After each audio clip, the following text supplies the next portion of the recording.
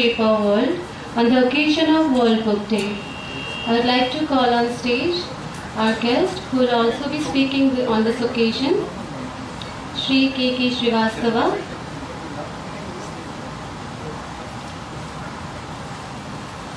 Shri M.K. Raina, Shri Pranav Kullar, Shri S. Venkat Narayan, Srimati Satwan Tatwal Trivedi, and Ms. Sujata Chaudhary. I would also like to call on stage our Secretary, Dr. K. Srinivasa Rao.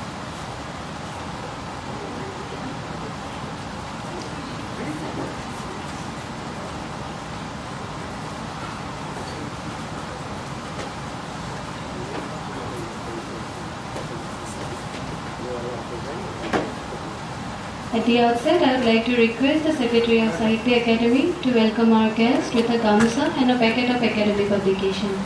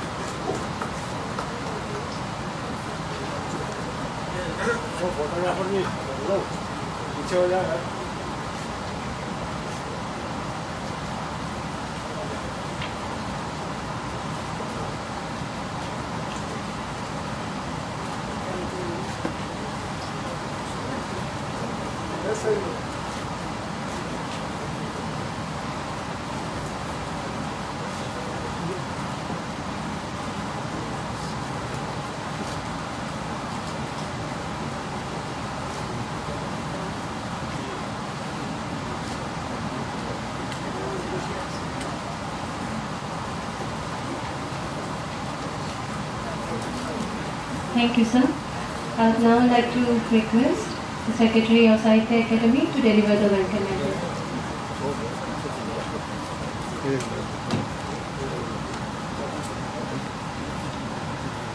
Namaskar. Sri M.K. Raina ji, eminent theatre personality,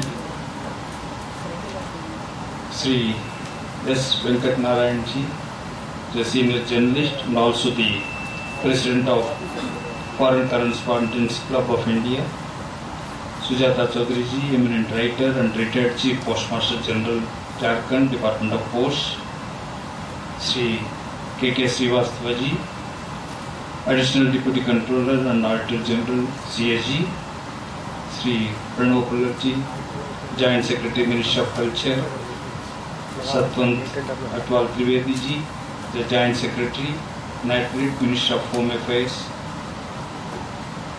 all the literary lovers and scholars who are assembled here today, and friends. I am glad to welcome all of you for this symposium on Books That Shape Our World, which we are organizing today as part of World Book Day celebrations. We are also organizing several literary events in other parts of the country as part of these celebrations. I am happy that eminent people from different walks of life are here to share their ideas about the role books play in shaping our paradigms. Friends, books help people in their education, profession, and generally in expanding our knowledge. There are books which elevate a person and make him or her to contemplate beyond the ordinary and given. Books also are capable of expanding our spatio-temporal awareness. In that, through books, a person can get to know many things about other regions and countries on earth without even visiting them. All in all, books are like mothers. They create the world and world views for us, nourish our journey through life, help us in expanding our horizons, provide happiness and knowledge, make us better human beings, and also are catalysts in bringing about change in the world. Imagine a world without books. I am acutely aware that great minds like Socrates have argued against writing things down, but we have come too far down the stream. World without books would be like a life without oxygen. Even exchange of ideas would not be possible in such a world. We all would be confined to narrow bubbles that each of us create for ourselves, or at the most of our settlement or communities. There are voices which tend to or aim to belittle the value of books in the digital age. It does not matter how the books produced are read, printed or electronic. Methods of production or dissemination and consumption should not hinder the perusal of books. But dangerous trends nowadays is to equate information with knowledge. Books are not bits of information put together. Rather, they complete and enable pieces of information to become ideas. Information may be available in everyone's fingertips, but it is books that give knowledge. More than this equating information with knowledge, worrying trend is steady decline in the habit of reading among children. I feel we should discuss this even as we celebrate books and reading. Lots of reasons are behind this decline in the readership among children. I am sure eminent and knowledgeable participants of the symposium will analyze and discuss this aspect too. World Book Day is also about publishing books. This is the reason why we requested actually Sri Vikas Niyogi, who is the leading publisher, to throw more light into this, but unfortunately his wife was hospitalized, he couldn't make it. I just would like to mention that despite we all get to read every now and then in newspapers or in the internet about slow decline in the print books or about e-books not picking up as per expectations, there are vast amount of readers still there. As for other groups, there is wide range of suggestions from the conservative approach of radical ones, such as incorporation of audiovisual materials into books. Friends, these are some of my thoughts which I wanted to share with you all. I am glad to welcome once all the dignitaries on the dais. We have with us eminent Sanskrit scholar, fellow of Sahitya Akademi, who is a Jnanpith awardee and Padma Vibhushan, and also with us Sri Mohammad Ajuddaji, who is a Sahitya Akademi award winner from Kashmir, and very eminent personalities we have among with us. And I once again welcome all the dignitaries on the dais, and a few more speakers. They will join. This is Dr. Ulka Kamble. She is taking Viva at Lady Heidi Hospital. She will join a little late. And also we have a former Attorney General of India, Narsimhan. He is in Supreme Court, so he will join a little late. There are the two more speakers will join. So in the meantime, I request the speakers who have with us to share their ideas on the subject we have mentioned. I request all the speakers to limit their time 10 to 12 minutes each. Thank you all.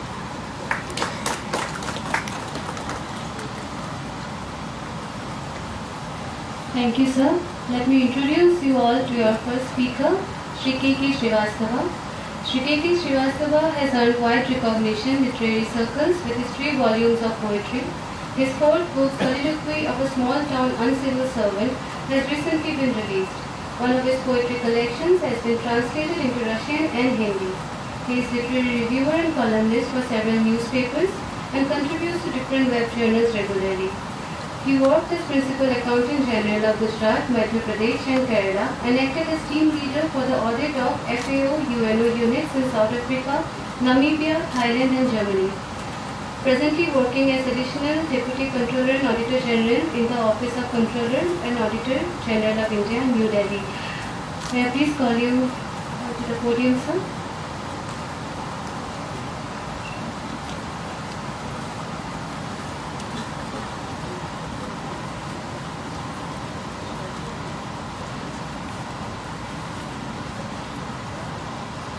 Good afternoon. At the very outset, I would like to thank the the Sahitya Academy to give me this opportunity to interact with men and women of letters, persons who live in the world of books apart from their daily routine. It's a great honor for me, particularly because I am not a professional writer, I am a civil servant, to be standing in front of such a gathering. When this invitation came to me, the first thought that visited me was this: what is the scope of the books that have shaped the world? So I said that let me really pick up the two books that, according to me, have had very huge influence on the humanity. When we go and cross the road, we see mad people, mad women, patients of schizophrenia. They are talking to someone. Who is that someone? Nobody knows. But he only knows where he is staying, in which world he is staying. So the two books that I am going to talk about is, first is, and there is a time difference of 120, almost 120 years in the publication of these two books. The first book is The Interpretation of Dreams by Sigmund Freud, and the second is In So Many Dreams by Vladimir Nabokov. According to me, Freud's book has had a very, very huge influence on the humanity, on the world of mental disorders. We can imagine what would have been the shape of the psychiatric clinics or psychiatry had Freud not written that. I will start with Vladimir Nabokov. He experimented with the process of dreams between 18th October 1964 and 3rd of January 1965 after waking up, and he was a die-hard insomniac, depending upon huge doses of medication. So he did this experimentation after just waking up, initially just waking up from early dawn sleep, because he was a late sleeper. He used to record whatever he could rescue of his dreams. 118 postcard type of things he has left behind, and the compiler has brought out the book in 2018 titled Insomniac Dreams. There he analyzing what is the relationship of the just recorded dream with the things that happened with Nabokov in the next 1 week, or it has some futuristic things also, whether the dreams have the impact of broadcasting events. This, now I will try to link with the Freudian thing. Freudian, the interpretation of dreams. First, he wrote it almost in 1902, almost 15, 16 years back. And it had a very profound impact on humanity. The first thing that Freud is telling us that there is a psychological basis of dreams. Why I am trying to epitomize his book, because these principles, though now discarded in most of the universities, as far as psychiatric treatment of patients is concerned, are being used by the doctors and the researchers. What are the key elements of dreams? In a dream, he says, you see so many things. You see a dream where you see that you get up and again fall asleep, but still you are in sleep state. You see lot of changes in the dream, in the short duration of dream. The second thing he is saying that whatever you dream, it has a relationship. It can be inserted into the actual waking life situation. There is a connect between waking life situation and the content of the dream. there are no divine forces. As I said, he established for the first time there is a psychological basis for the dreams.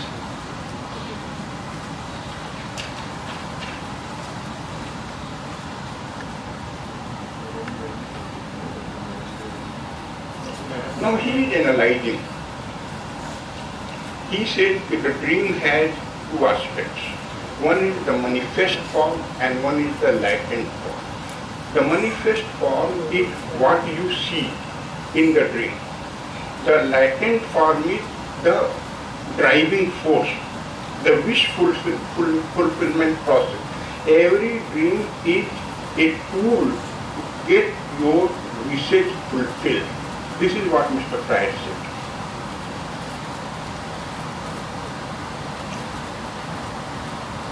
So, just like in the waking state, what you see is an artifact.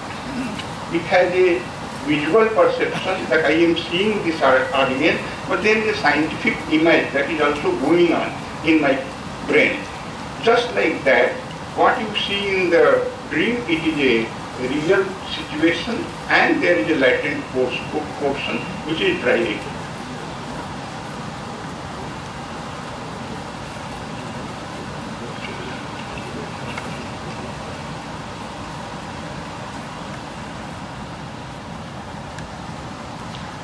Second thing he says that from the manifest content, you can make, there may be situations that you cannot reduce the actual wishes to be fulfilled. Because even in that unconscious state, when you are sleeping, there is a strong force forbidding that wish to come forward. It is so dirty, it is so ugly that that wish is not allowed to come even in a dream. In a waking state it is impossible because there is something which will censor it. But even in a dream state, it will stop from crossing the boundary.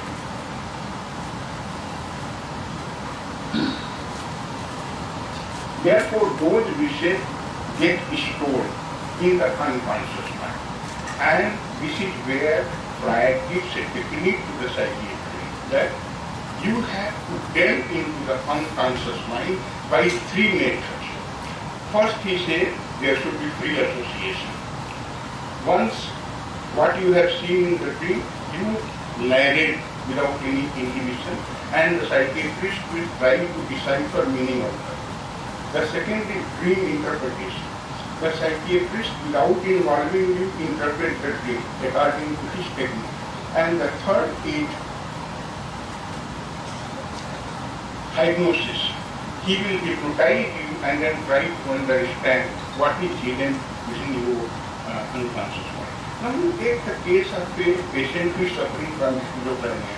I find that he is talking to a person who is not seen by others. He is hearing voices which is not being heard by others. He is smelling something which is not being smelled by others. But all those things he is seeing. Actually he is dreaming while he is awake. So hallucinations, according to Mr. Sigmund Freud, are not baseless. They are not bizarre. They are actual. The only thing is that some people are not so much motivated that they see those hallucinations or see those auditory hallucinations and visual hallucinations, but some people are so stressed that they start seeing all those things.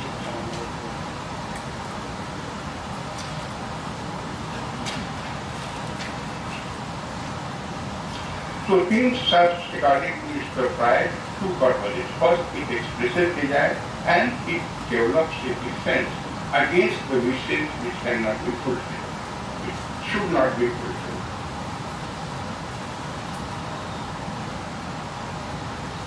Now lastly, because the time is very limited, lastly towards the end of the book, he said there are three creative agencies which are at work at the individual level. An individual is driven by pleasure principle, which he says is it. Then the real person is there. He is a controlled person. And the third one is the super ego, which says that it is governed by the moral principle. It will say that you solely go by the pleasure principle to enjoy. The ego will say no, there are constraints. And super ego will say there are constraints. So ego will balance in between. In the end, Mr. Pride is saying that actually whatever is happening to individual can be spread and can be spread throughout the society. The society can have an it, the society can have an ego, and the society can have a super ego. Therefore, towards the end, how I feel that one of the books which had affected humanity, which had affected the life of millions of people, because every second person out of 100 is suffering from a psychotic either manic depressive psychosis or schizophrenia, and 25 to 40% people suffer from neurotic disorder, including anxiety, obsessive compulsive neurosis, phobia, and hysteria, etc. Therefore, in my view, these are these two books. Navapo's book will be evaluated later, and it will have very wide impact also on the history of medical science, psychiatric science. So I thank you so much.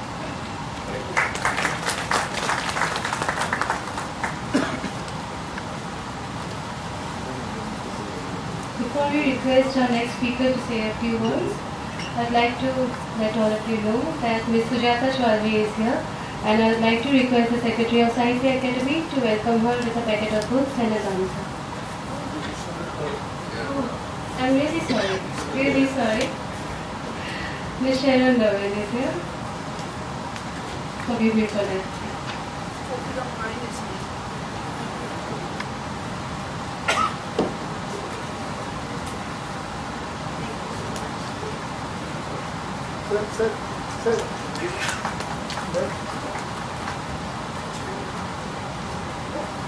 Sir.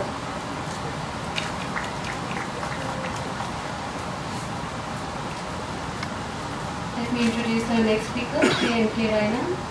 Shri M.K. Raina is a veteran theatre actor, director and filmmaker. He graduated from National School of Drama, and with a career spanning several decades, he developed over 150 theatrical performances in different Indian languages and folk forms. As an actor, he worked in more than 100 plays and directed several memorable productions like Kabira Khara Bazaar Mein, The Mother, Lourdes and Andha Youth, which was performed in Berlin in the Festival of India in USSR. He also made documentary films and acted in various renowned TV serials and feature films. He has been a director of National School of Drama Delhi, FTII Pune, Bhavan Bhopal, and the University of Hawaii. He has been honored with the Sanskriti Samman, Sahitya Kala Parishad Award, Sangeet Natak Akademi Award, Best Director Award by the West Bengal Government, Swarna Padak from Government of Jammu and Kashmir for his contribution to Indian theatre, and B.V. Karant Award for Lifetime Achievement. Shri M.K. Raina.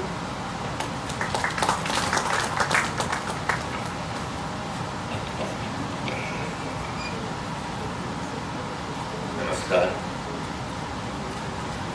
First of all, I'm really grateful to Sahitya Akademi for asking me to write. I'm not a writer. But I have this grudge always whenever I go to these literary festivals all over. You have poets, novelists, essay writers, you don't have playwrights there. And it's my biggest complaint where if you look at the dawn of literature, drama was one of the first creations, whether it is Sanskrit drama, it is Greek drama, it is Chinese or Japanese. Therefore, for me, it's a little special in the sense that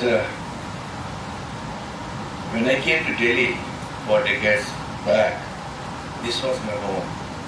Bhavan was my home, and I, from a small town kid coming from Kashmir with hard-hitting exposure, you have seen 16th year of your life, you see train from Pathankot station, and here you enter this wonderful building, beautiful architecture. The first ground floor welcomes you to the first library there. You come to the first floor, another library there. You go to the left side, there's another library. So it was, as one of my elders told me in Kashmir, that you will enjoy being there. But I wasn't a literary person. I was basically a biology, chemistry kid. But I used to do theatre right from my age, and my state found me good enough to give me scholarship to come here. So I say every time to my friends that I am the best child of the India socialism who has studied on scholarships. Now coming to this subject, I remember well, my college had a lovely library, and the first book I ever read was a small book on Abraham Lincoln, which moved me very much. I remember that this gentleman was so poor, he used to do a labor work in the neighbor's house so that he can borrow a book from him. And then I read Gandhi's abridged version. And Gandhi has stayed with me till date. And I call him my rock star because the dimensions I see in him, I have done 3 plays this year as my personal tribute to Gandhi. 4th is coming, 3rd is running currently. And my relationship with the written word is how I make it a 3-dimensional word, how I erect it on stage, and if it's a literal word, how it becomes a visual word. Like in Sanskrit, we always say, Naksha says that is a Drishyakavi. So I'm not going to talk of one book, but I'm going to tell you experiences what literature can do to you. And I remember when I was in class 8, I had Premchand's book, a short story, Kafan. And it stays with me even now, the first line, Marna hai to marni jati. And that is the entire story, those 4 words. I performed recently this on stage, just opposite another Kashmiri story called Kafan Chor. And it was called Kafan Chor. And I relate these all literary works to the present times, to what is happening in the world. Therefore, if it was Kafan and Kafan Chor, it was about the Kafan Chori that's happening in the entire world. You know, people are being killed, wars, there are all kinds of things happening. Now, I give you 2 experience of my book relationship because I was not a very well moneyed kid. So I had to buy books, leaving my breakfast for quite some time. But that time, Penguin was the only book you can get for 10, 12, 20 rupees. So I have this room which is still, I mean, I don't read them now because I've read those books. But if I'm not in that room, I'm, away from my mother's room. These are all 4 walls books with me. Now, there was a book I read which I borrowed from a library here. It was 100 poems of Bertolt Brecht. And that was the book which I started at 7 in the evening, and I was reading poem after poem after poem, honestly, till morning. And I woke up a different human being. My whole worldview changed, my whole student life almost got scattered. I realized that I have to relate to the time that I am in. I still remember the poem. The poem says, what kind of people are you? What kind of city is this? When there is injustice, there should be revolt. And if there is no revolt, that city should perish before the night falls. Unfortunately, we see that kind of times repeating itself in my own country. That book, I never returned back to the library. I still got it with me. It was a theft. In fact, I thought this was the book which I as a relic to me. I have to keep it with me. Then I talked about, my encounters with some Hindi writers and some poet writers. Like Andhayu, I did that. Andhayu, you all know. This is a modern classic play. I just will relate one example to you that how I wanted to create a structure and a form which play is talking, the words are talking, but how to stand, erect them, and the dynamite that is in each word, how do I bring it out on stage, the experience. And one experience, there is a scene in that when they leave Hastinapur, Gandhari Vidur, the trust, exodus from the Nasnapur, they go to Vanprasth and they reach a forest. And Vidur says, Maharaj, aage na jaiye. One mein dawa aagi lagi hai. There's a forest, fire. The Raj stands as a blind man, stands there. And he says, ये दावा नहीं है, ये तो ज्योति है. And they walk into fire. This was a scene historically you will ever see. Whenever you see Andha being done anywhere in the country, this is the scene which has been edited. Because play is long, you can easily cut it. I realized that this is the scene which no director knows how to deal with it. That is the problem. And then, for 1 month I was editing, rehearsing the third floor of Rabindra Bhavan here, and every time it became a joke, jump from the scene, go to the next scene. They will all laugh, actors will all laugh at me. And for 1 month, believe me, these words haunted me so much. I used to roll on the carpet, I stopped sleeping in the bed, I was in the dining room. Then one day, 3 in the morning, I picked up a book and said to myself, my teacher has told me, if you don't understand, read it again. And I know every word of that. I can recite our book now. But I read these words. When I reached these words, 3:30 in the morning or 4, and I got the idea that this is the Indian tradition. Welcoming death, walking it together. When you are old, you have nothing to leave everything, you walk into fire. And there is this concept that we celebrate life, we have to go. So I had to create a scene of flames. Normal thing theatre people will do red lights, yellow lights. But that is the easy gag. That's not a great idea. It is how you create poetry from this world. So what we did was a piece of flame, which was broadly you can call it, it was a piece of dance of flames. And becoming like a cloud and taking these 3 people as if a young has come himself on a chariot of fire and he's taking them home, landing them with the flames.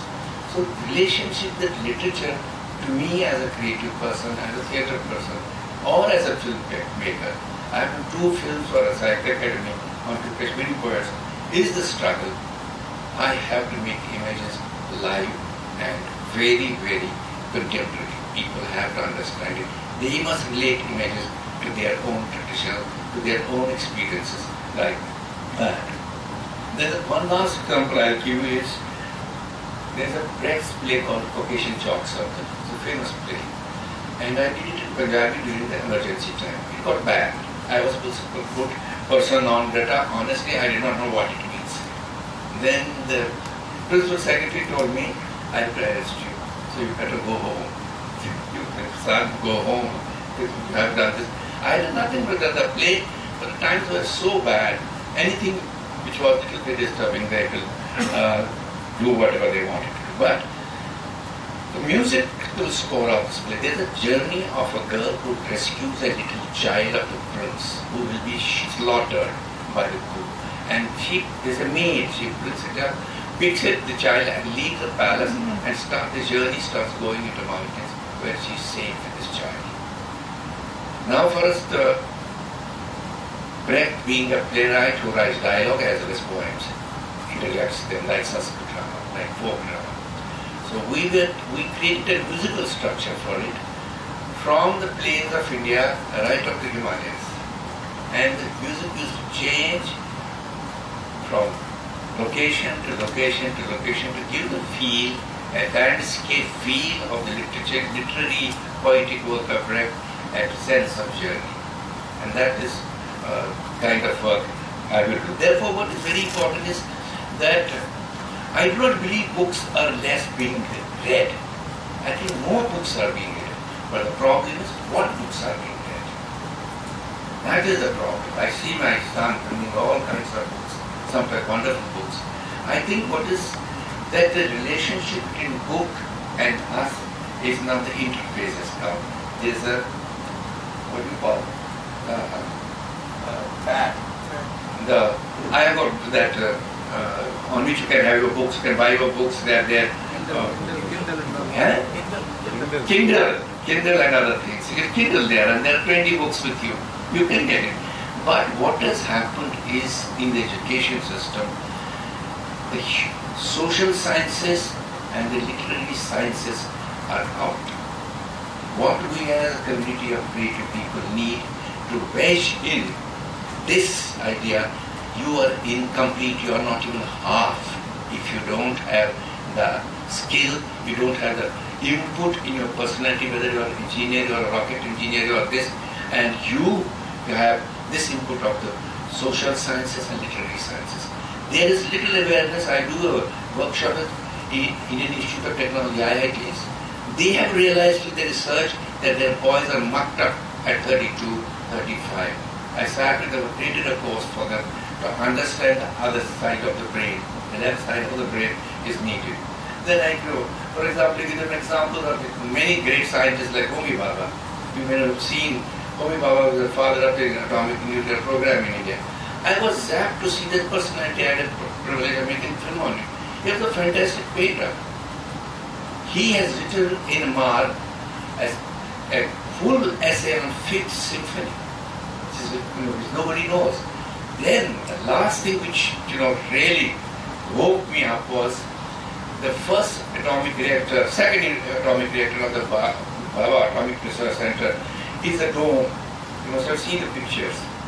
And somebody asked me, what do you mean, Homi? Making the structure, he designed it. And what was his reply was remarkable for today's youngsters. He said, you're funny. On the other side of this plan is Elfrida Caves. I can't have a monster structure here on this side.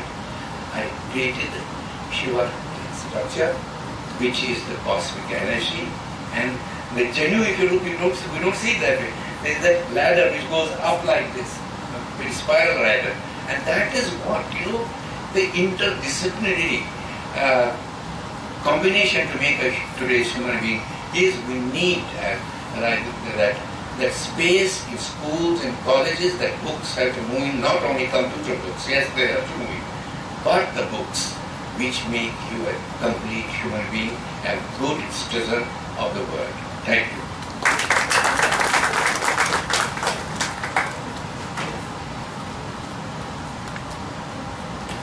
Thank you so much, sir. Our next speaker, Shri Pranav Khullar, has an MPhil from Hindu College, Delhi University. He is from the 1993 batch of civil servants and has worked in the Ministry of Finance as Controller of Auditor General and is presently the Joint Secretary, Ministry of Culture. He has a published work of short stories, Bastu Mukerian, to his credit. He has also written extensively on Indian philosophy, issues of Vedanta and other aspects of mysticism for the Speaking Tree column of the Times of India. He has been contributing to various other magazines like India Perspectives or the Ministry of External Affairs on issues related to philosophy and culture. I'd like to request Shri Pranav Khullar to say a few words.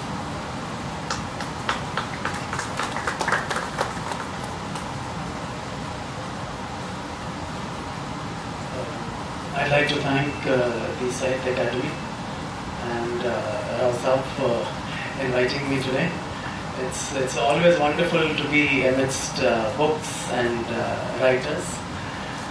Luckily, I come from a literature background, and I've realized how lucky I am in today's time. And when I look around in this age and era of competitiveness, I'm really happy to have studied literature. It's made me, I hope it's made me a little more human, a little more humane, and I think from what I've learned, I think of the world at large, I hope humanism is what we all kind of cater to. There are a lot of themes, in fact, and a lot of books which one could actually pick up for today. And Raina Saab mentioned so many of them, and luckily I'm familiar with a few of them, including Brecht, and which we studied in the good old days. Let me, I'll draw your attention to something slightly different, because we are talking of books which have shaped the world. And there are plenty of them. I was actually thinking of War and Peace earlier. Then I just dropped it. Mahabharata is of course something which one could go on, and in my MPhil days, I actually read a paper on the existentialist concept of the Mahabharata, in the Mahabharata. But that apart, I thought I'll say a few words on what the book means in India and what kind of a tradition we have. And then I'll come to the book which I have in mind, which I'd like to share a few things about. We've had a literary tradition which is older by 1,000 years at least, and the earliest references to writing in the Buddhist scriptures. I think we must realize that we've had a great oral tradition. There's a lot of emphasis on memory in India. So it's even more important, because that's one of the long-lasting Indian cultural traditions. This belief in the superiority of the spoken word over the written word. Which is quite remarkable. And it kind of dovetails with the Guru Shishya Parampara, which I think Sharanji will vouch for more than anyone else, because the tradition is passed from the Guru to the Shishya and through an oral tradition. And we've had the greatest oral tradition. But having said that, we've had some great writing, some great grammarians, and the book, the concept of what the book means has evolved in India through Sanskrit, through the Brahmi, through Pali, Prakrit, and so many other languages. Having said that, let me kind of focus on the book which I had in mind. Something slightly different, something which, since I've been writing on philosophy and presume to write on spirituality, let me pick up, a classic bestseller, and you'll find it on each of the, footpaths of Janpath as well, which is the autobiography of a yogi by Paramahansa Yogananda. It's one of the world's most acclaimed spiritual classics. It may have become very popular. It's been translated, by the way, into more than 52 languages today. Translated into more than 52 languages today. And but from where I see it, it's a kind of a book which, when I read it first in college, it stayed with me, because I think it's a book of seeking. It's a book which introduces other dimensions, because we've had a great literary tradition, but we've had a book here which takes you into dimensions which, for want of a better word, of spiritual seeking. Now, how you define spiritual seeking is, up to the reader. But I think it served, the autobiography served as an ambassador for India's ancient science of yoga, for one. More popular now because of, for many other reasons. But, I think those reasons are more to do with physical yoga. But when Yogananda spoke about yoga, it was actually the union between the mind and the spirit, between the human and the spirit. So it introduced, I think, countless readers to the methods for attaining, or at least embarking on that path. There's a beautiful saying by J. Krishnamurti, whom I regard again as one of the greatest philosophers of the 20th century. He says that the mind, which enters itself, goes on a pilgrimage from where there is no return. So there are these kind of books. I've read so much of literature, but I still find this is a book, or this is one of the few books which I keep going back to. It was just a few factual things about the book. It was first printed in 1946. It's gone through various reprints. It was named in 1999 as one of the 100 best books of the century. What does it deal with? I'm not sure how many people have actually read it, but let me just give you a few factual things. It introduces the reader to the life of Yogananda and his encounters with various spiritual persona, both in the Eastern and the Western world. It's an autobiography, as the title suggests, but masterful storytelling. If you read the book, even at this age, I think you go back into almost the fantastical. You may not agree with many things, but it reads like a novel. It's not one of those dry, drab, abstract pieces which you would keep aside and you would say, well, it's all fantasy.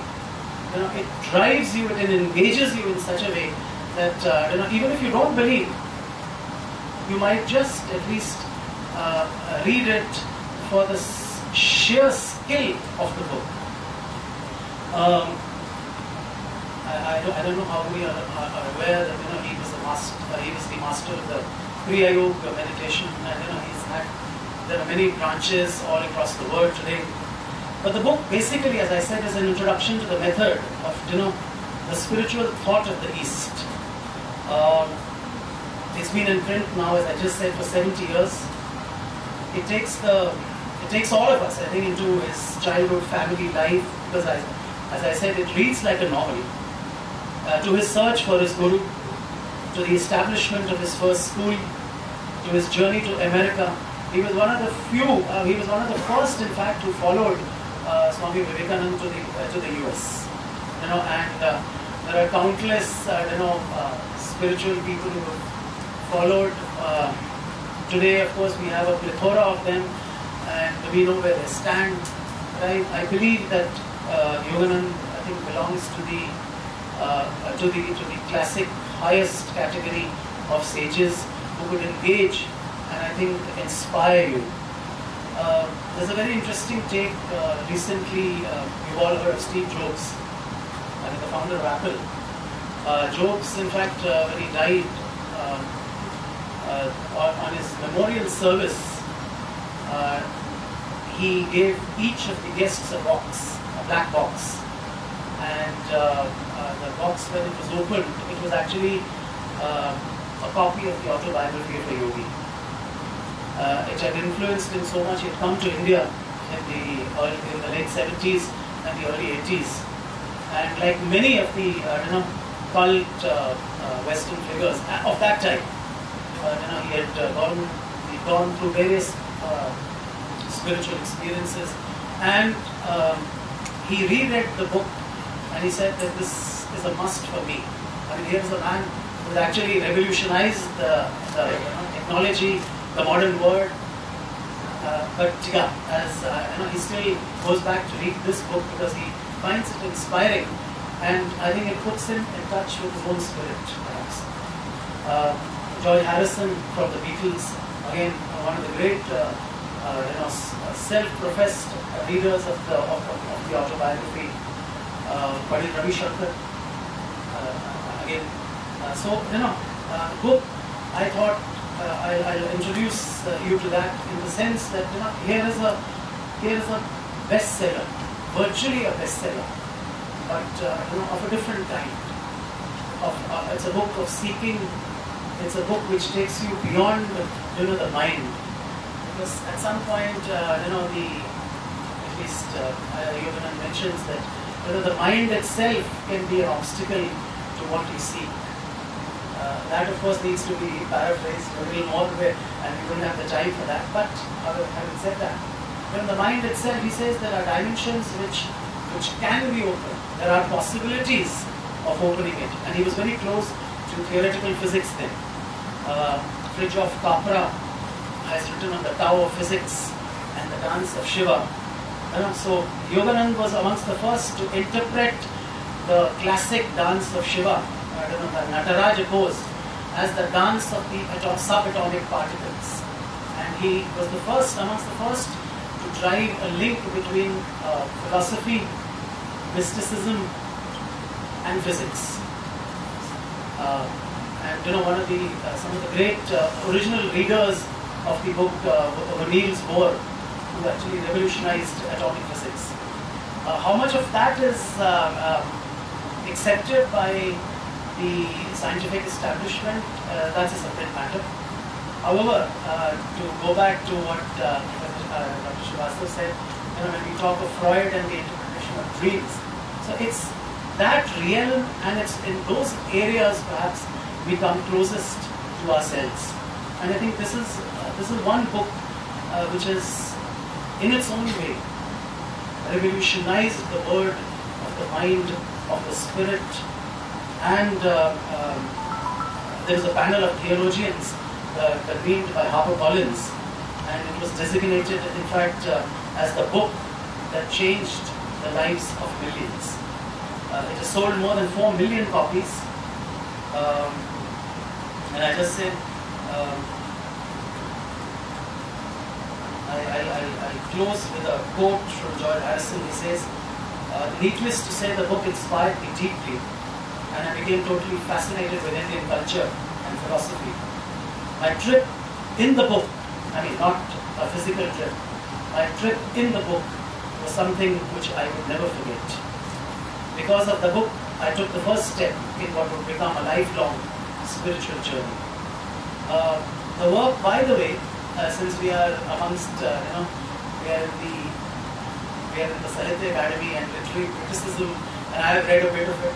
So not that the book has not attracted, adverse criticism, by the way, but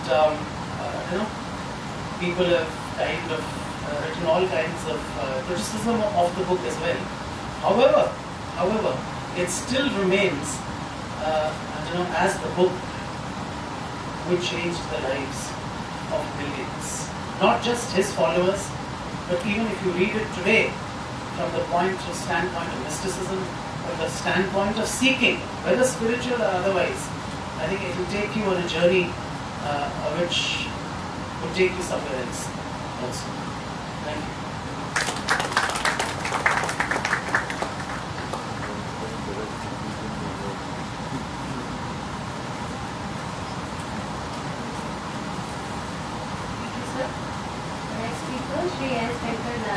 Has been an active journalist since 1968 and was executive editor and senior editor of India Today during 1979-84. He started his career with the Times of India as a reporter and worked in the Sunday Times, London as a summer scholar and a guest writer at the Boston Globe, USA. He interviewed a large number of presidents, prime ministers and other dignitaries. He is the author of NTR, a biography. He currently freelances and writes for a number of international publications. I'd like to request Sri S. Venkat Narayan to say a few words on this occasion.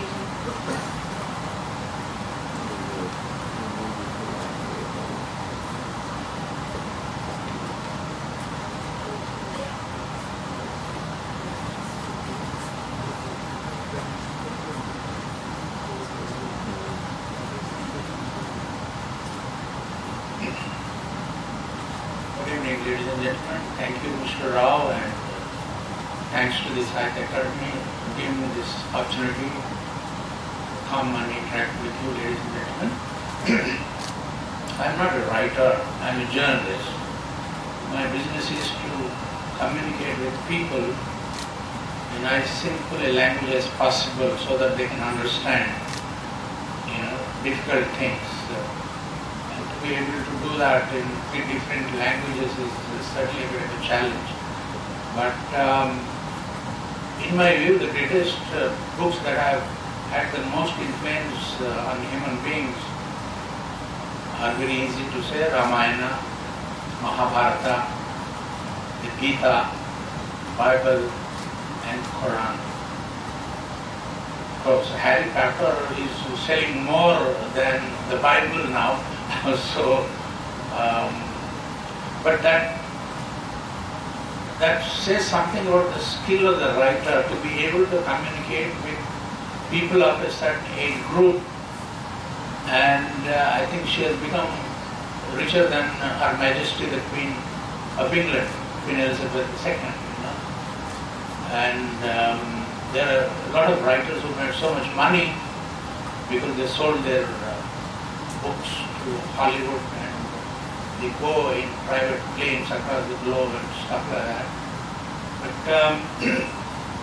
see, as a journalist, one has to spend a lot of time trying to keep oneself informed about what is going on around the world. So I get about 10 newspapers, and I don't just read them, I study them in the sense if there is an interesting quote by Lincoln or somebody, then I pull out my mobile phone and store that things like that. Before the internet came, I used to spend a lot of time in the American library, in college, of course, at the Nizam College Library, and read stuff. Unfortunately, I don't have much time to read books, particularly the big ones. In fact, a lot of small things, I carried it with me when I was traveling to New York with Narasimha Rao on a prime ministerial visit. I was hoping to finish reading it, but I enjoyed sleeping on the plane more than actually reading the book.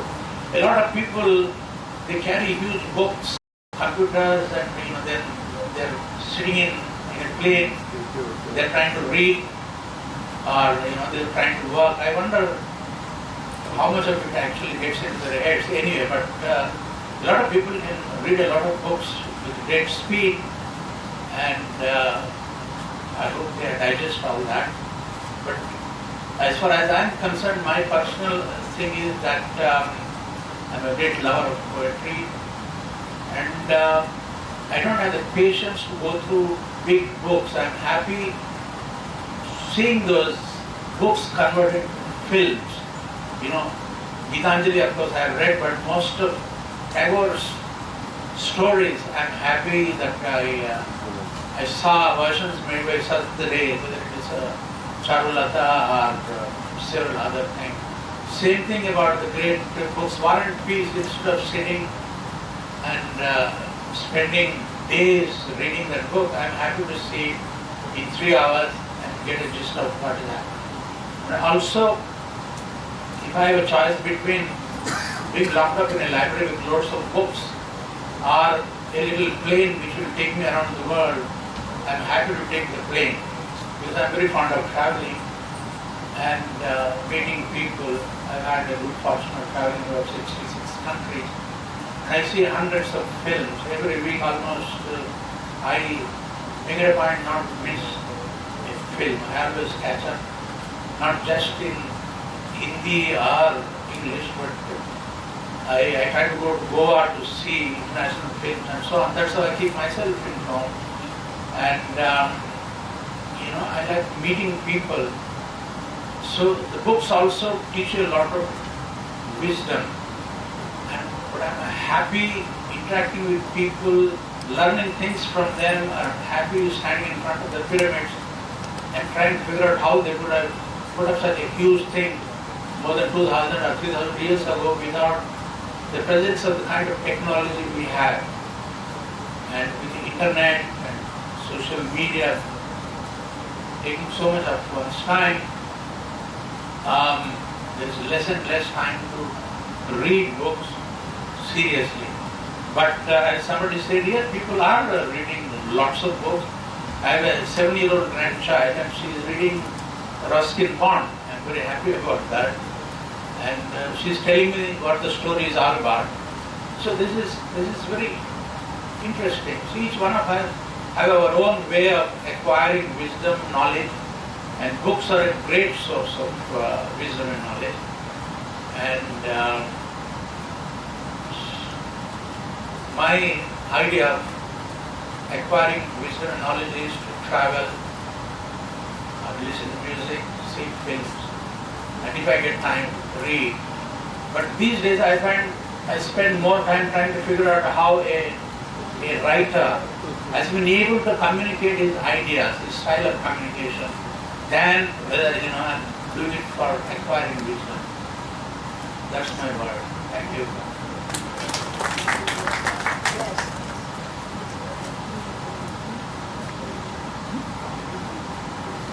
Thank you, sir.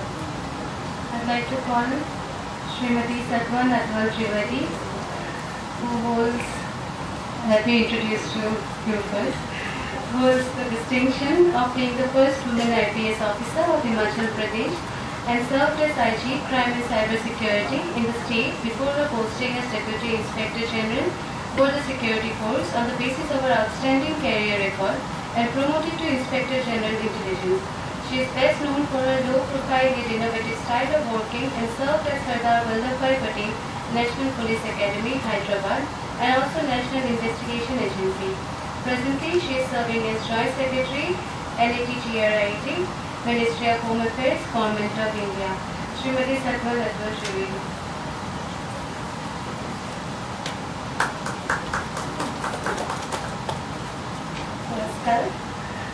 I was a little awkward about the introduction because all the greats sitting here have a lot of books and written words to their credit. I have nothing except a confession. I'm a hoarder of books. I have books by countless numbers. I don't know how many.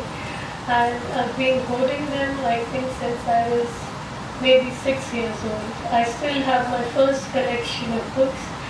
That was Winnie the Pooh.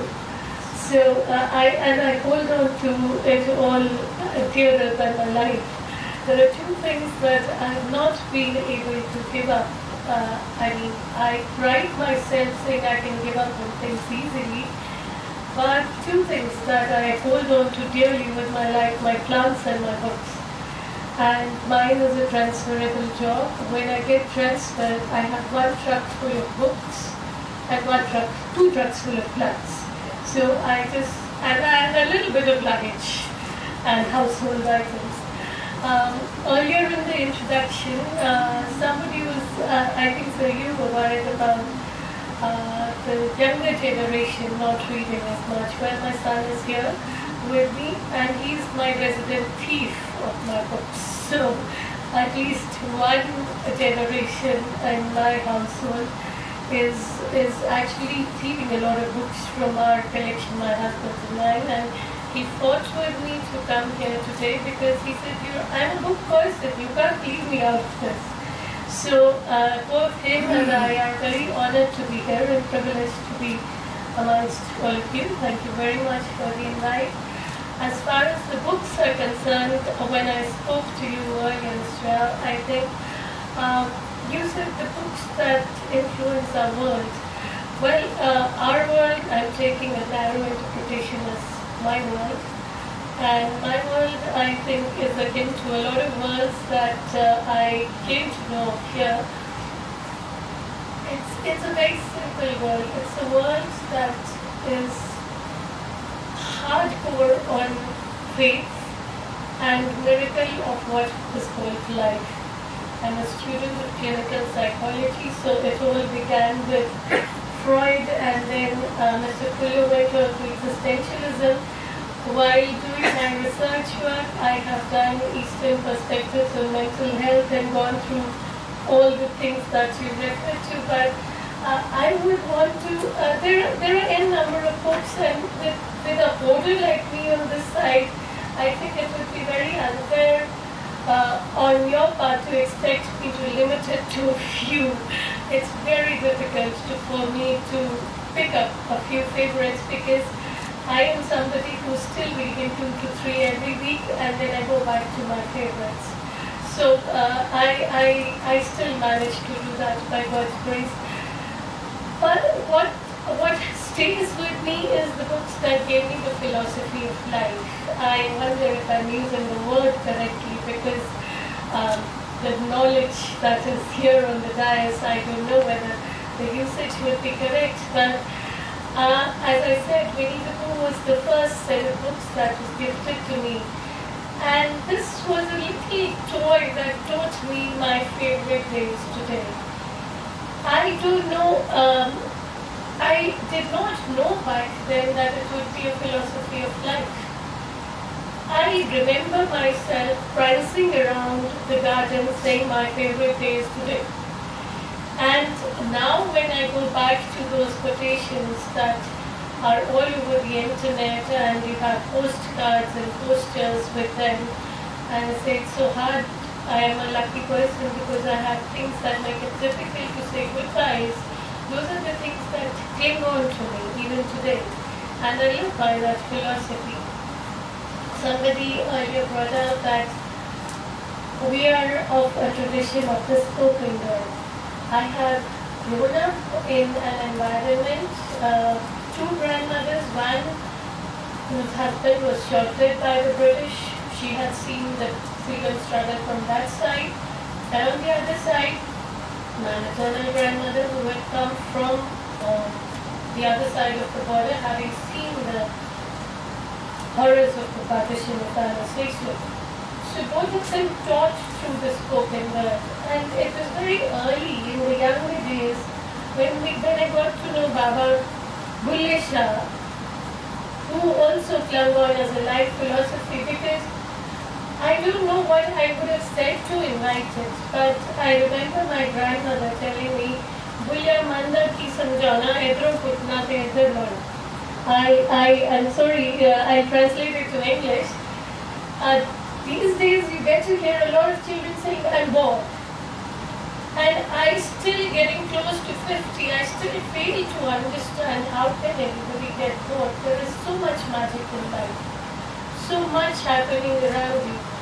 And I remember this gentle old lady who read only Gurmukhi telling me, you just have to think about something else. I think I was sad about something. I don't have a clear memory of what was the incident. I was upset about something.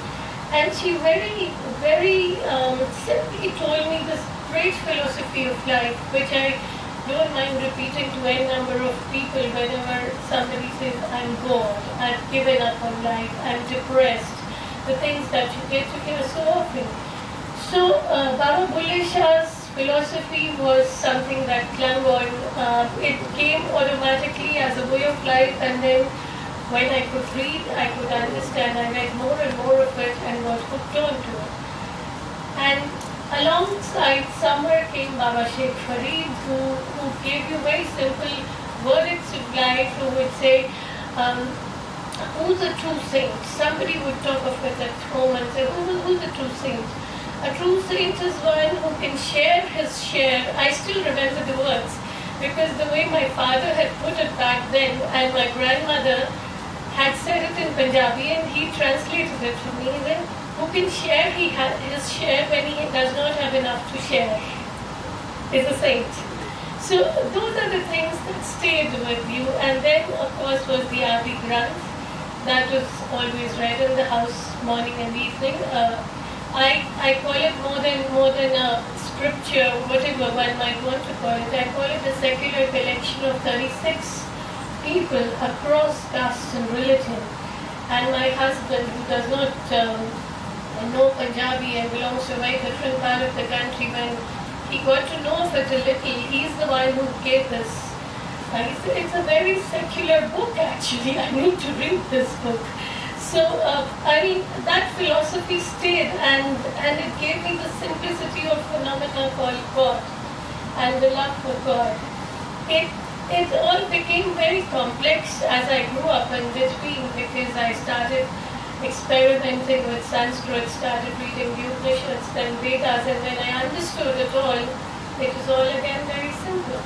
Even though Vedas I consider as something most scientific that exists in our country, the most scientific body of research, is what I like to call it. There might be different opinions, but just yesterday I saw a video of some American scientists calling this brain yoga. So we have seen in our childhood our teachers telling us to pull our ears and do Uttak Batak. And we, of course, now say that you're not supposed to give this kind of punishments to children, whereas it's coming back to the world through the US, and they're calling it brain yoga. Brain yoga. So our tradition is something very, very scientific. We have a rich body. So I don't know whether to talk of the Veda or to talk of the Adi Granth, but this is what I grew up with, and it's a philosophy that stays with me in every walk of life, be it policing or be it interactions or otherwise. But at the same time, my world is a world in the mountains. So, like you, I come from the hills, I've grown up in Simla, I've lived there most of my life, and it was around the age of 5 that I went to Simla, and the mountains have stayed in my soul forever. And that was around the age of 9 is when I fell in love with Emmett Blyton and Ruskin Bond both. Ruskin Bond, of course, because I could associate with, he wrote of Simla. He studied in Simla, so he wrote of Simla. And then in Britain, the environs were so very similar. The fantasy of the trees, the faraway tree that she talks of, which is BBC series also, the fantasy of it all and the simplification of miracles of life, the good manners that she talked of, the things that she so simply taught that you have to help your mother in the kitchen. There was a story where a little girl was helping her mother in the kitchen with cooking, and I remember after that I walked up to my mother and said, I need to help you in the kitchen. She said, what happened to you all of a sudden? I said, no, little girls need to help their mothers. Of course, little boys also need to help their mothers, but that's how books stay with you. And then came education. Education taught you a lot. There was history, which teaches you what you are and what mistakes we made. There was geography of it all, and there is geography of happiness, one of the books that I read and stays with me. And then there was science. It simplified everything and limited it, but then there was philosophy that took me beyond science. That makes me very happy because it's not limiting me anywhere. And then, of course, while you grow up, you come across a lot of books. There was Roots by Huxley, and I used to read it and cry and read it again and then cry. And I used to wonder why the world was so unfair. And all I have to my credit is I think, 40 odd diaries that I filled up writing about what I felt, which I've never had the courage to publish or show anyone. But yes, that made me think. And that is one word that I hold most important in my life, thinking. All that the books have taught me over the years is the capability to think. And that, I think, is very important in today's world when everything is at your thumbprint. You just look at the phone. When we were students, we used to trudge up to the library and know if we had to look up 2 paragraphs. But today the child just has to pick up the phone and there you go. The answers are all there. We are living through a revolution of writing technologies, and as was mentioned earlier, you have the Kindle, I also have around 8 books in my phone, but somehow I could never get on to reading on the electronic media because the smell of the books is what enchants you and mesmerizes you and takes you into a different world. The documentary being shown here earlier, somebody said the writing is a very lonely business. It might be lonely for the writer, but I think it's very fascinating and creates a different world altogether for the reader and the writer. It can never be lonely, I presume. You are in an enchanted world of your own, and when you think of books, I mean, I go back and forth and read all sorts of. I have an array of likes and dislikes, and what I can think of is something that came, I think, 10 or 12 years ago, Mirror of Beauty. It was Shamsul Rahman Farooqi, where he has described across generations. And he talks of this woman who, back in the day, she ends up marrying the last Mughal king and becomes the daughter-in-law of the last, I think it was the last Mughal king. Sorry? No, I'm forgetting the name, actually. Bahadur Shah Zafar's daughter-in-law. She becomes the daughter-in-law, so I'm forgetting the son's name. And how she moves across different households, being widowed thrice over and yet rebuilds her life. Amazing collection, amazing. And there is this one little book I want to end with, The Little Prince. I wonder how many of us have read that, but after the Bible, it's the most translated book. I believe it has been translated into 300 different languages. It's a book for children, but I don't think it's supposed to be a book for children. It's a book for adults. It's something that teaches you to love, teaches you to live, and teaches you how to go about the business of living and loving.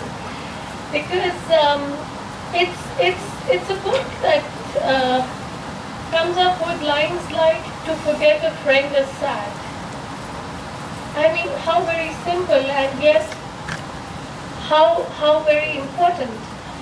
And then it comes up with things like you shall, and then you shall judge yourself. The most difficult thing of all, it's much more difficult than judging others. So these are the philosophies the book talks of. It's about a little boy who lives on an asteroid and he goes around visiting different places, which are different planets. And it's a metaphorical book that is explaining how different people, different personalities interact with you and how it impacts your living. And he talks of things like the eyes are blind, but one must learn to look with the heart. So when one looks with the heart, one thinks, and when one thinks, one goes back to nature. These days I have something in my hands that is called The Secret Network of Nature. Again, an amazing book written by somebody who is doing something I would love to do. He's a forest keeper in Germany. I'm forgetting the name right now. I'm bad at names. I just go across reading material and bad at names. So he says how we mess with nature, and he talks of experiments the world over. Somewhere in America they started killing the wolves and how it led to a disaster in reducing the population of the hare in the area. The fish started dying and then the trees started dying. How everything is interlinked and how with little interventions we can mess with something so big and so complex. And then when you think about it, you sigh and smile and say it is something so very simple. Live with love. Live with simplicity and faith, and everything around you is magic and miracle. Once you start believing, that is. So belief and faith and simplicity is what books have taught me. I don't know how many to name. If I were to start, maybe it would be an endless hour for me. But that is how I would like to end it. Simplicity, faith, and belief in the miracle of life. Thank you so much.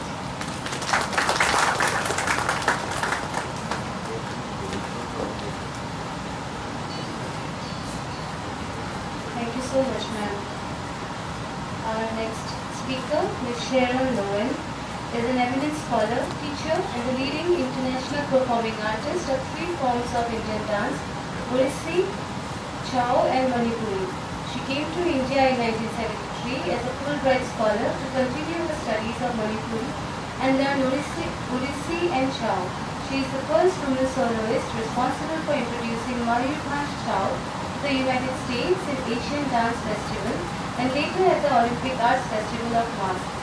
She has also choreographed and performed Odissi dance in Telugu, Bengali, Malayalam, Tamil, Hindi, and Sanskrit for performance and festivals around India and abroad. She has received many awards and honors, including Prime Ministers Acharya Narendra Dev Sarupal Samajik Samman, Sahitya Kala Parishad Award, Rashtriya Ekta Award, Bharat Nirmal Award, and many others. I'd like to request Ms. Sharon Lowen to say a few words.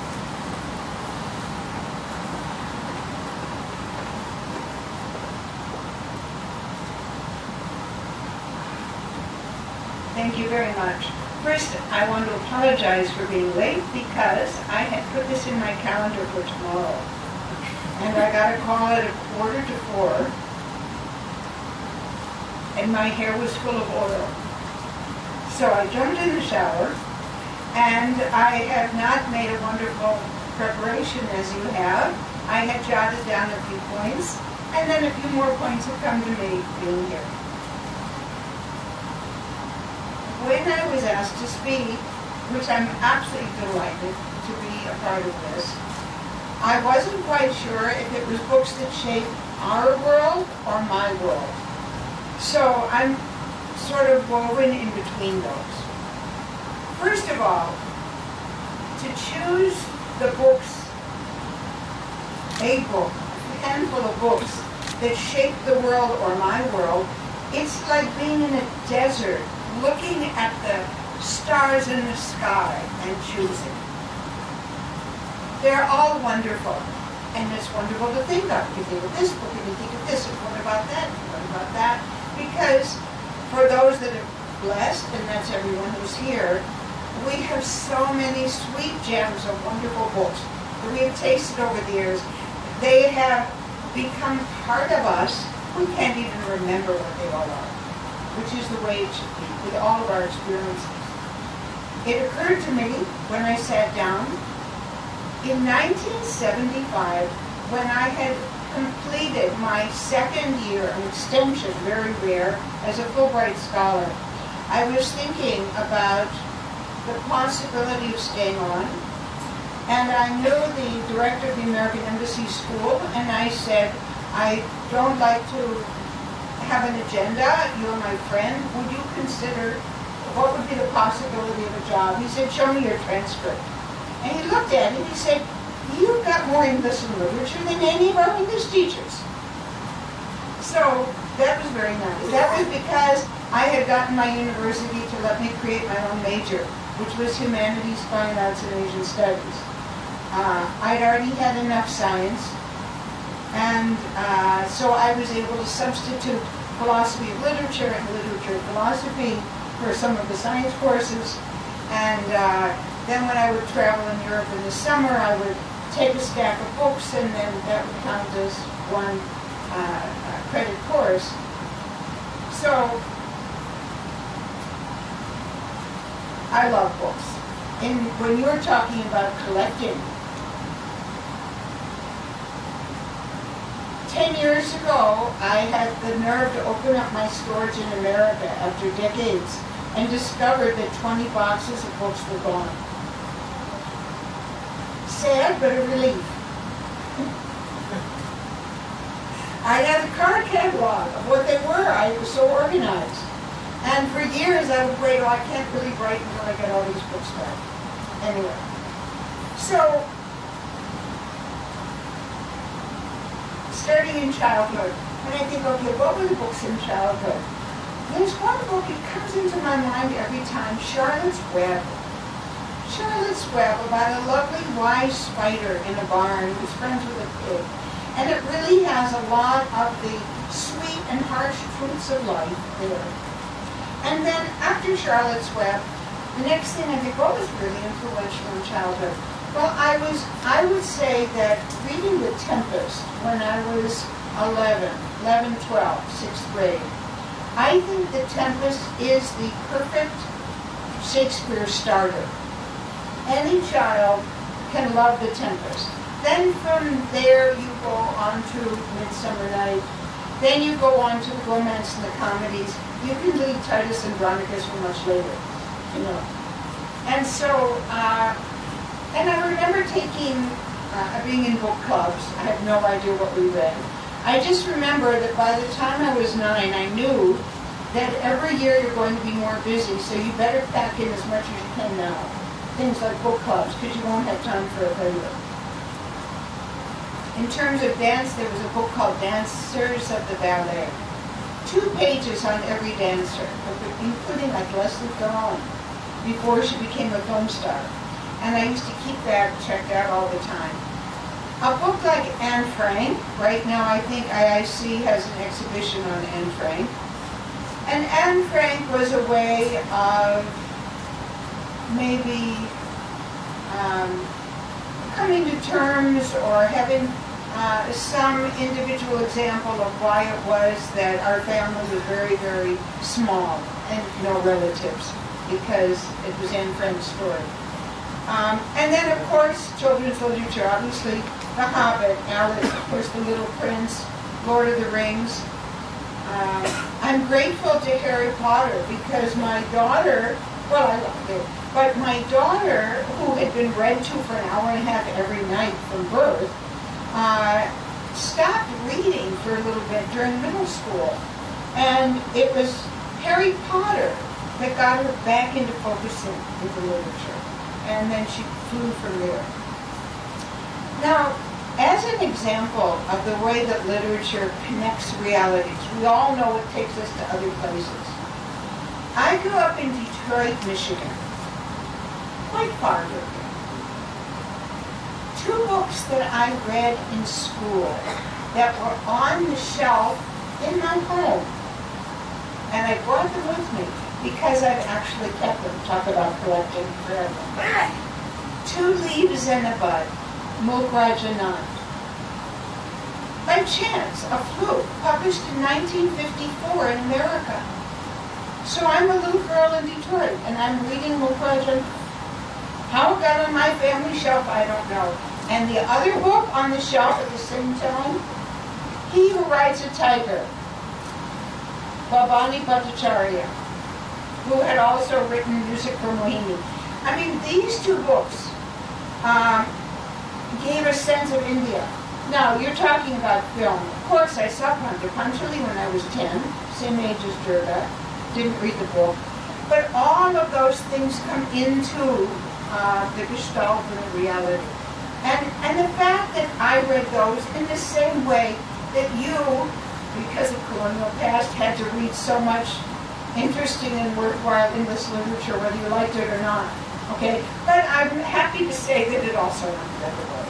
It's not a one-way trip. But these excellent, excellent things of the world, it's not just now that people know that there's more literature than, you know, as they say, the great dead white guys. I remember I wanted to learn French so I could read Cyrano de Bergerac in the original.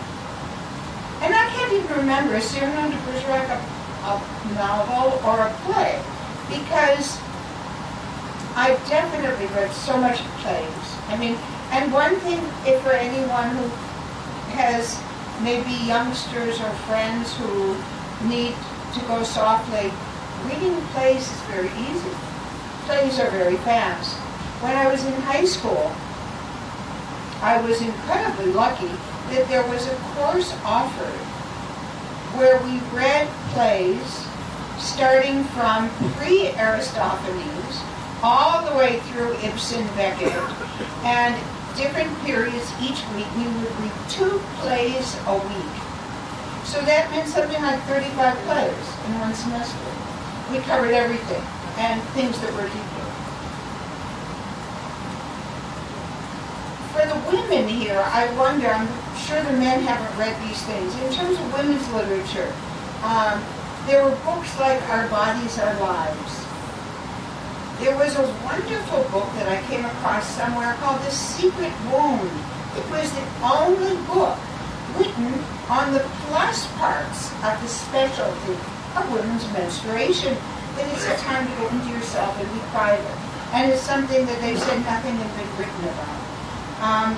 There's The Red Tent, which takes one line from the Bible and weaves it into the whole story of life a couple millennia ago. And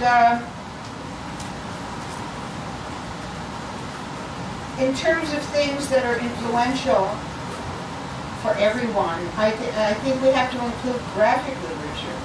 And the graphic novel that strikes me as most important for everyone to look at is Maus.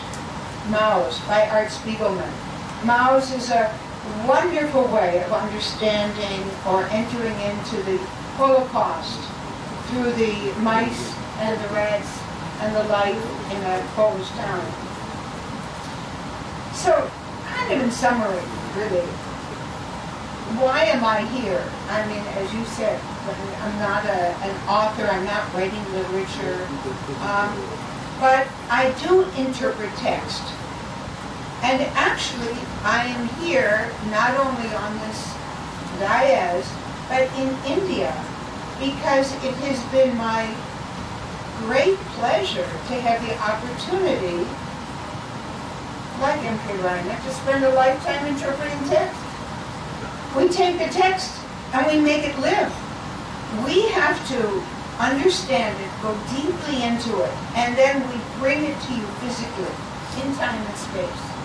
And that is something that is so exciting, and something that's so unique, of course, to classical Indian dance, because the dancer is an actor as well as a mover.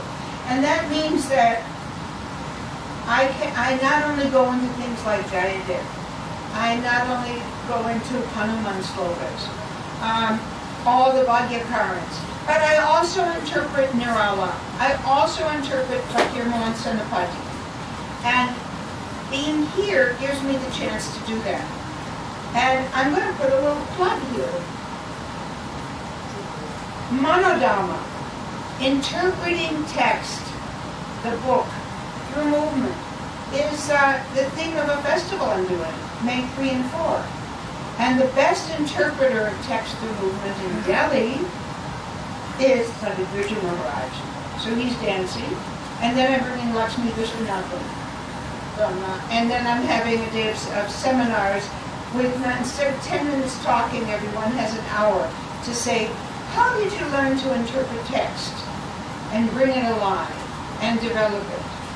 Because the book and the book being alive on the page, through our imagination, through movement, in time and space, all of these things are a shifting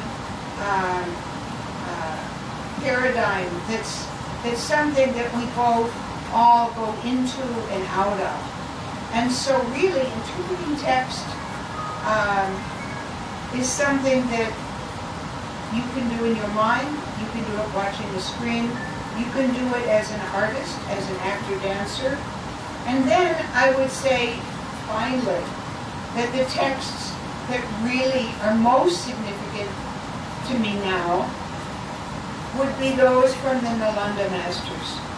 Because after the tragedy of the diaspora from Tibet and the Nalanda masters, which were all translated into Tibetan, having come back to India and to the world, now reading Shantideva, studying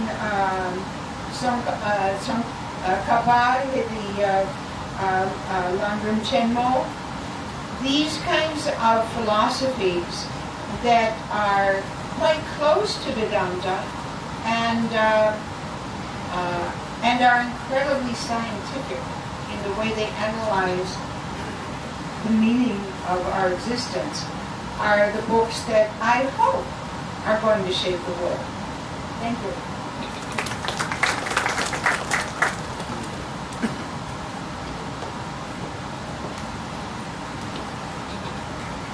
Thank you so much. The last speaker of the evening, Ms. Sujata Chaudhary, is a well-known bilingual poet and writer in Uriya and English. She belongs to the Indian Postal Service 1985 batch, Government of India. She has earned a name for herself with her Malika poems, which deal with issues of women and young girls. She has 10 poetry collections to her credit. She has also written the longest poem on Mother, which runs into 30 pages. She represented India in the World Poetry Festival held in Malaysia. She is a recipient of several awards, including Kadamotini Kavita Samman, Dr. Shikhar Samman, Maitri Samman, Dr. M.S. Memorial Award, and Literary Excellence Award. She was felicitated by the then President of India, Dr. APJ Abdul Kalam, in March 2004 for her literary achievements. She retired as Chief Postmaster General, Jharkhand, Department of Post, Government of India. Ms. Sujata Chaudhary.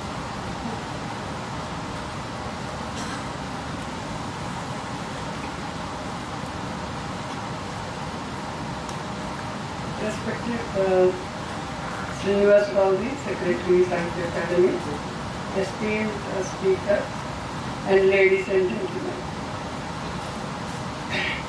I thank Sahitya Akademi for giving me this opportunity of speaking a few lines on the book that have influenced me. It is Ramayana.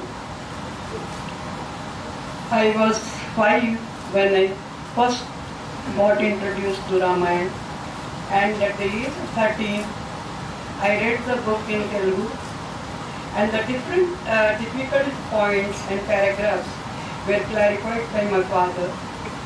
Ramayana has had profound influence on me. Now, in a given situation, I always ask what Ram or Sita would have done in this situation. Then when I get the answer, I act accordingly. Now, before I tell you about the lessons I learned from Ramayana, let me tell you 2 very important things about Ramayana. Number 1, Ramayana is a historical fact. It is not a creative work of sage Valmiki. Valmiki was the caretaker of Rama's wife Sita and his children Lava and Kush. He wrote Ramayana when Ram was alive, and Ram validated this. Ram was born on the 9th day of Chaitra. As per modern calculations, it comes to 5th January 5114 BCE. Ram belonged to Suryavans, and Al-Biruni and other historians, they have traced the lineage of Rama to 51 generations before him, to Kashyapa and Aditi, and 31 generations after him to Brihatbala, who took part in the Kurukshetra war from the side of Kauravas, and he was killed by Abhimanyu. So Ramayana is a historical fact. And the second important point is Ram was a human being. He was born as a human being, but he attained godhood because he followed dharma all his life. And he is the first person in Indian history and the only person in Indian history who has followed dharma. So he is called Adi Purusha, and Ramayana is called Adi Kavya. And Rama is also called Maryada Purushottam. This is because of Anurakti in Dharma. Anurakti means love, devotion. And to this day, when we meet people, we say Ram Ram Ji. And when somebody dies and we take him to Samshan Ghat, we say Ram Naam Satya Hai. Now, Ramayana tells us about three very important things: that is source of dharma, and what dharma is, and why it is necessary to follow dharma, why we should follow dharma. And the source of dharma is Veda. Veda is the dialogue of God, and Ram followed the dharma as prescribed by the Vedas. And the next is, what is dharma? Dharma actually, as per Ramayana, because to know what is dharma, we have two things. Like you read Vedas and you will know what dharma is. Or you read Ramayana and observe the conduct of Ram in various situations. Then also you will know what dharma is. So it's better to read Ramayana than to read Vedas, because Vedas it is very difficult to understand. So you read Ramayana and know what dharma is. So Ramayana says dharma is egolessness, forgiveness, truth, honesty, humility, simplicity, sacrifice or tyaga. Focus effort to duty, remaining faithful to one's life partner, helping the needy and treating the atithi as God. Dharma is born out of devotion to duty or kartavyanistha. Even in a situation, you ask yourself, am I doing what is needed of me? Am I saying what is needed of me? If the answer is yes, that means we are on the right track. Now, Ramayana tells us why dharma is necessary, why we should follow dharma. We should follow dharma, or dharma is necessary because dharma helps us in converting bhautik dhana into punya dhana. We have three types of dhanas: bhautik, manasik and punya. Bhautik dhana is our talents, energy, etc. and wealth. And manasik dharma means the peace of the soul or heart. And suppose some rich man is not happy with what he has got, then we can call him Rabindra because he has bhautik dhan but no manasik dhan. And punya dhan is more important than bhautik dhan and manasik dhan. Punya dhan is something which goes with us when we die, and our second birth, next birth is determined by the amount of punya dhan we have accumulated. Now how to have punya dhan? Punya dhan we can have by using bhautik dhan for the benefit of others. That means if we use our wealth, etc. for the benefit of others, then we get punya dhan. Now, so this is the reason why we should follow dharma. The second reason is dharma rakshati rakshita. These are the words of Kausalya Mata when Ram left for forest. This means if you follow dharma, you will be helped by dharma. Because it is not that somebody, suppose he walks on the right path, but he will have difficulties, no doubt, because of the conspiracies of the evildoers.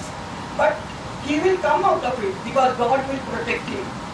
But if a sinner, he lands up into problems, then it becomes permanent and he is finished permanently. So, saying this, Kausalya Mata tells Ram to follow dharma in the forest. So the second dharma is necessary for this reason also. Now there is a special characteristic of dharma which Ramayana tells, and that is dharma is individual specific, that means doer specific.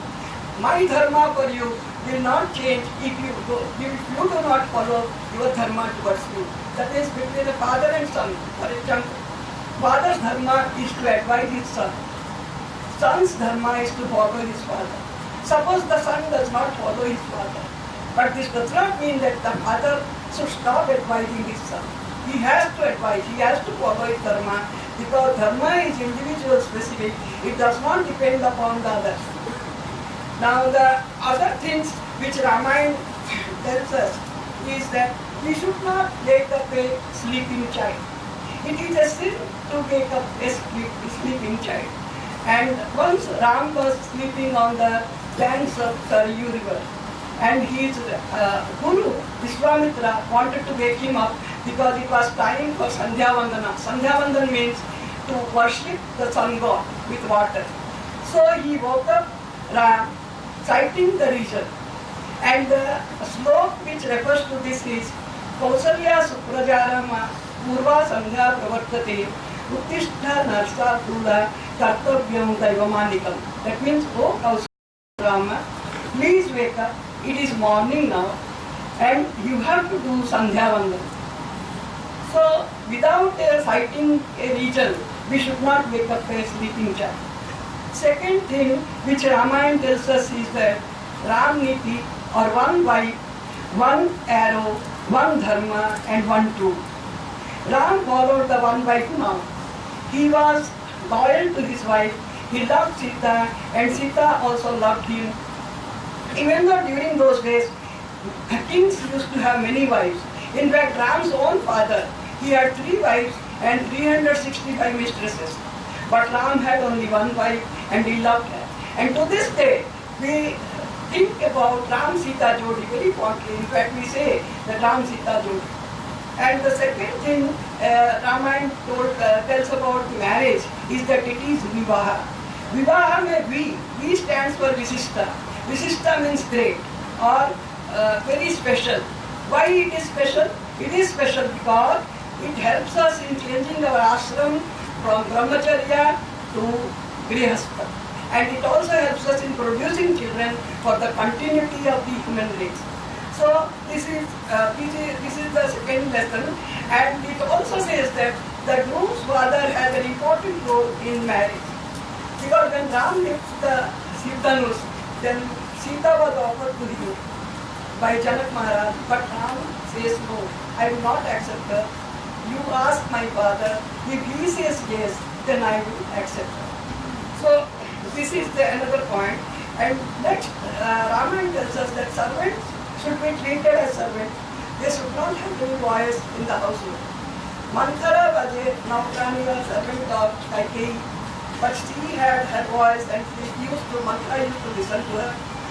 This resulted in 14 years vanvas for Ram, and death of Dasarath, and hatred of Bharata for his mother, and 14 years this throne of Ayodhya was created for 14 years. Now the next is sacrifice, the value of sacrifice. Because Ram left his throne for 14 years in the forest to make his father true to his promise to Kaikeyi. So for Ram, he wanted to prevent his father from asatya dosha, and so for him, dharma is more important than kingdom.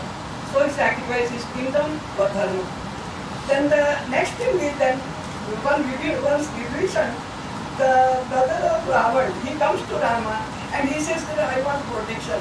Ram says, yes, I will protect you and I will make you the king of Lanka in case Ravana gets defeated in the war. Now somebody commented, now you say that you will give the kingdom of Lanka to Vibhishan, okay, it's good. But suppose tomorrow Ravana comes to you and takes the forgiveness and he returns Sita also, then what will you do? How will you honor your promise to Vibhishan? Then in that, without thinking for a minute, Ram says, in that case, I will give him the throne of Ayodhya, I will make him king of Ayodhya.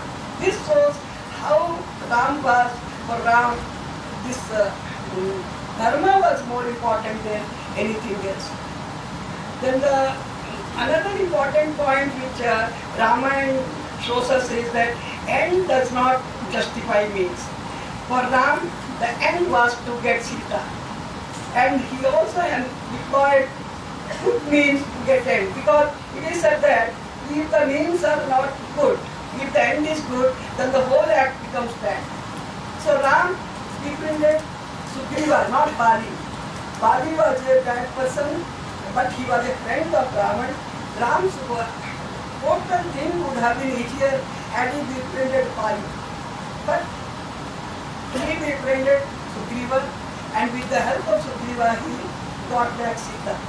But here another thing we should understand that is the importance of satsang.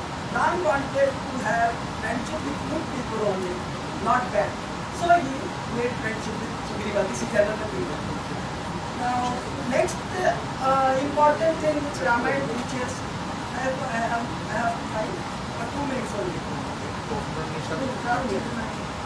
It says that if your friends praise you, it's not very big deal. But if your enemies praise you, then you are great. Ram's enemy was Marichi. Marichi was Tataka's son, and he was the greatest enemy of Ravana.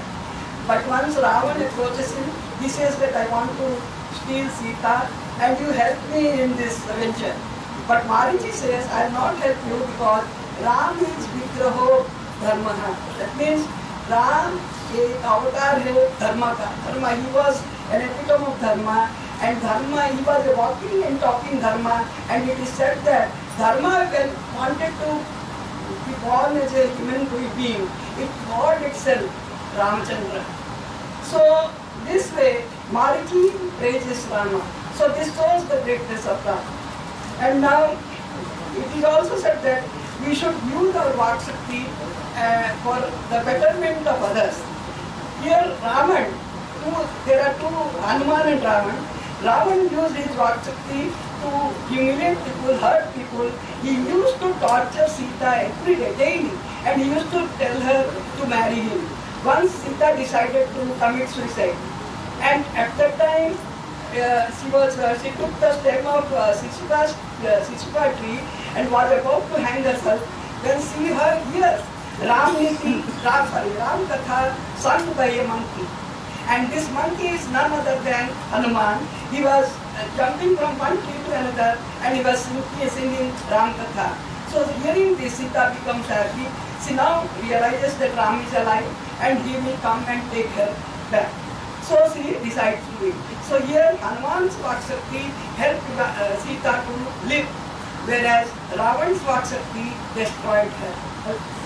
So in this way, and lastly, another thing which Ramayana tells us is that Ahankar is bad. Ravan was an Ahankari or egoistic person, and we know how he destroyed himself. Now when he died, Mandodari comes and she says, it is not Ram who has killed Ravan, it is Ravan's Ahankar which has killed him. So this way Ramayana helps us to become good human beings, and in the present society when the marriages are collapsing, it is better if young people know about Ramayana. And I feel that Ramayana should become a part of Indian history and should be told to people, to the students of primary schools and high schools. Thank you.